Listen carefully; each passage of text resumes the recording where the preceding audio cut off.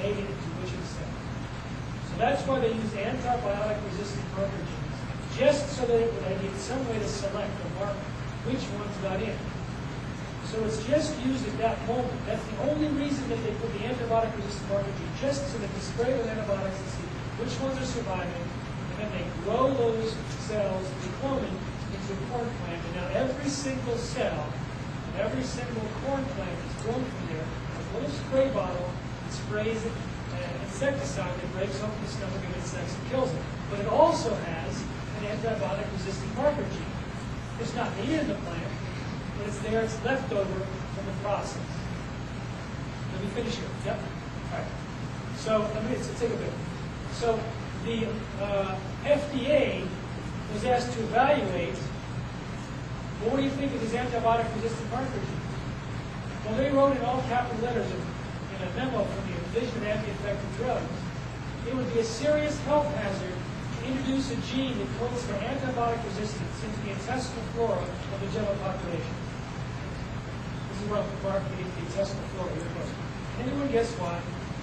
Antibiotic resistant. Exactly. Because the gene that you're putting in the food is going to be eaten by millions of people with an antibiotic-resistant gene. And what if that were to transfer to that bacteria?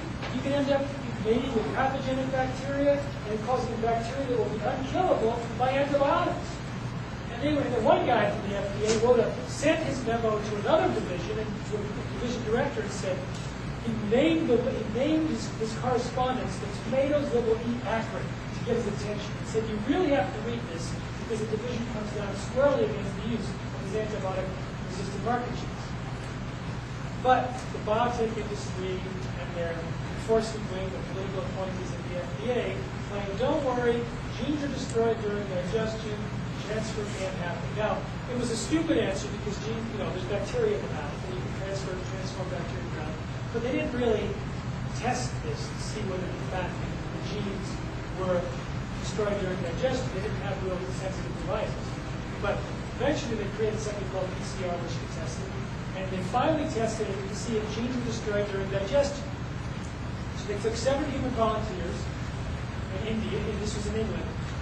And these volunteers had colostomy bags. They had their lower intestines removed, not for the study. And they fed them a soy burger and a soy milkshake, which is genetically engineered.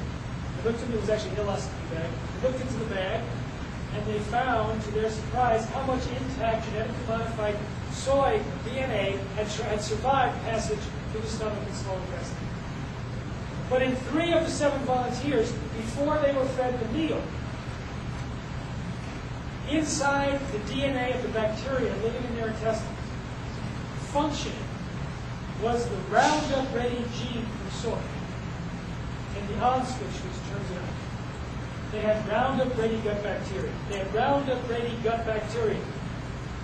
They had bacteria that was unkillable with Roundup because the gene that had been inserted into soybeans had been eaten by them in some previous meal, had transferred, and was now stably integrated and functioning outside the root gut.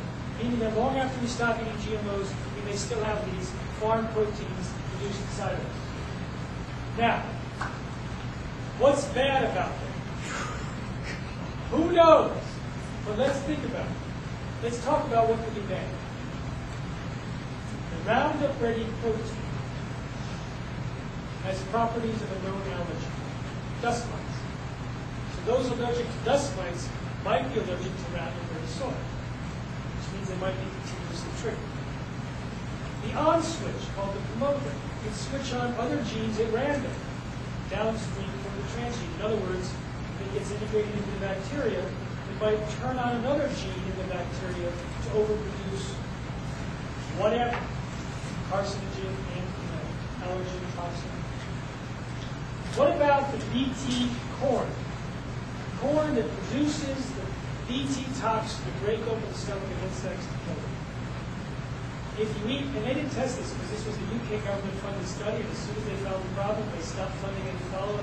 So we don't know if you eat a corn chip whether the BT gene might transfer to your gut bacteria, causing it to become a living pesticide factory. That's not something that they want people to know about. And if you ask them about BT, and say, is BT okay to put into the food supply, they say, don't worry, it's destroyed during digestion. They just found BT last month in a published report in the blood and fetuses of pregnant women. Now, we don't know if it's from the food they ate or if it's from the production of their own bacteria. Now, they claim that BT is safe for humans and mammals. Why do they say that? Has anyone used BT spray here? Okay, so BT spray, it's used in organic agriculture. It's a natural insecticide. When you look at the can, does it say, use it for mouthwash? Does it say, I just take 2 sprays in the morning and see your ducks what you have to do? No, it says, do not take internally. When you spray it on your plant, it biodegrades in the sunlight and washes off with water. Biodegrades in less than 2 weeks.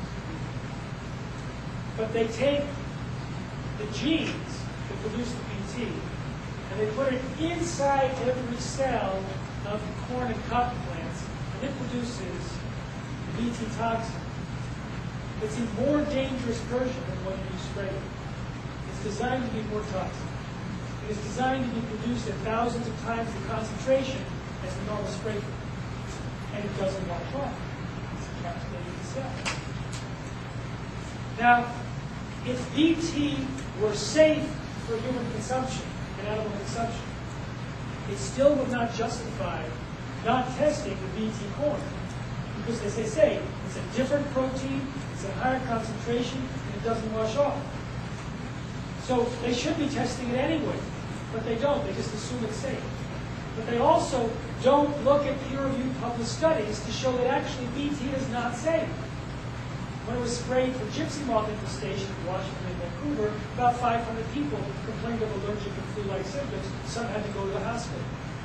When it was fed to mice, the mice had tissue damage, and some had, and also immune responses. Now what do we see?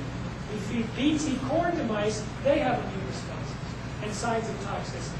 And rats, signs of toxicity, problems with their livers and kidneys. And humans, picking cotton in India, are getting the same allergic and flu-like symptoms as those in the Pacific Northwest when they were sprayed with BT. They're getting rashes all over their body, itching, according to hospital records and pharmacy reports and doctors' investigations. And they allow animals to graze on the BT cotton plants after harvest. Thousands of animals die. Sheep, buffalo, goats. I visited one village.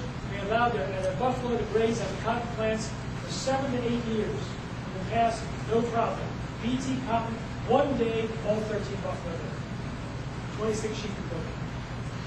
Friends of mine did a study. 3 sheep on GM Bollgard 1, 3 on Bollgard 2, 3 on non-GM. All 6 of these died in 1. 3 of these, no problem. I met them, they're doing it. When do they appear to die? They have a series, in a post-mortem, they found signs of toxicity in the liver and bile ducts, and the reports that most likely be BT toxin. They end up with respiratory problems, coughing, discharge, skin problems, and then in this particular case it was kind of in progress until about day 25 to 30 and all that. So it was reducing so quickly inside of them that it caused all these. No, they were eating it regularly, so it doesn't necessarily, we don't know if it was producing inside of them. The only thing they're eating was the cotton plants. Yeah, they're eating the cotton plants after harvest. It wasn't the cotton. And so they just tied it to the plants, so that was their food. Yeah. Well, cut the line, but BT is a naturally occurring organism in the soil, so what are we changing? So what happens is BT is a bacteria. Within the bacterium are genes. One of those genes produces toxins. They take out the gene, okay, and make some changes. For example, certain bacteria transgenes don't function in plants because the coding is different, so they have to change the coding. Also, when it is used in natural spray form, it doesn't come out immediately toxic. There's a safety catch on it. The safety catch has to be eliminated in the alkaline gut of insects. So in most of the BT corn cotton, they eliminate the safety catch so it's immediately toxic. So it doesn't need to be in the alkaline gut. And then Sometimes they're created so that they're more stable. There's other reasons, other things that do chemically that I don't. You got a question? I was just going to say that is there any possibility that GMOs over a period of time could have caused the outbreaks we're now seeing with MRSA? Yep.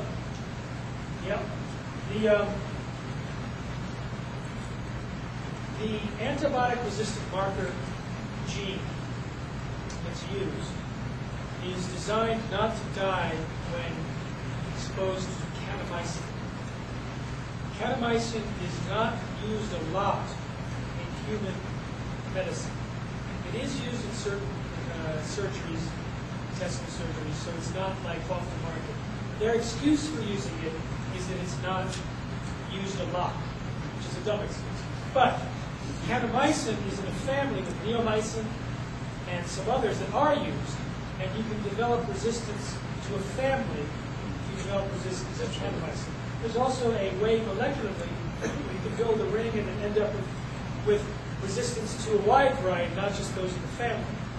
So you can end up with multiple resistance when you start out with kanamycin. And these are things that are being ignored by the regulators. Now, if you talk to the biotech industry, this is a priceless response that they have about antibiotic-resistant markers. They say, well, the new GMOs, where they're using a different marker. Yeah, right. What about the billions of acres of corn and cotton that are on the market right now with antibiotic-resistant markers? It's like, so what? And so you acknowledge that it's dangerous. That's good. So what about the stuff already in the market? Yeah. I have a conflict as a layperson. This whole theory is based on alkalinity and acid shift as we go through the gut. Well, no, because the thing is... Earlier, what I'm getting at is if you go to a competent dentist, it will tell you, look out, you've got biological profile or bacteria directly in your bloodstream through your roots, through your teeth, your gums. It never goes through the gut.